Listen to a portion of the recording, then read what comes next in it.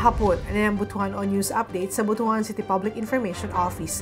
Aktibong misalmot ang mga bagong opisyales sa dakbayan sa Butuan sa usa ka komprehensibong executive briefing on the state of local governance sa VCDU Prince Hotel, Barangay Imadehas ng Syudad miaging semana.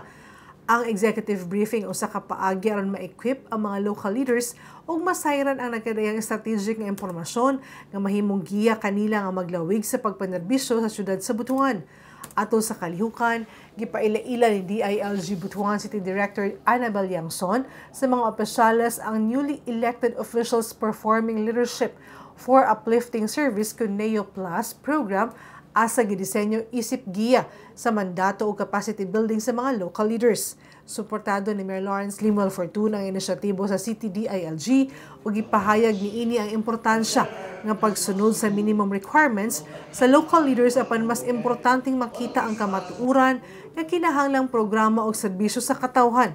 Ang kalihukan gipangunahan sa City DILG subay sa DILG Memorandum Circular No. 16 Series of 2025 alang sa implementasyon sa pag-establisar og operations sa Local Governance Transition Team. But when you're there on the ground, speaking with the implementors of our programs, you see that there are even more enormous challenges than what we have achieved. That there's much to do.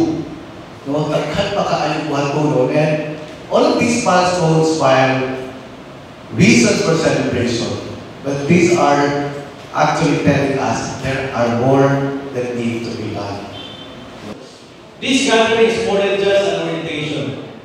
It is a platform to align our vision, enhance our understanding of local governance, and equip ourselves with the right tools to effectively serve our constituents. Og makata mga updates ng adlaw alang sa pa mga updates, follow the like official Facebook page, TikTok, Instagram o subscribe sa YouTube channel sa Butuan City Public Information Office. Ako si Charmaine Awitan. Daghang salamat.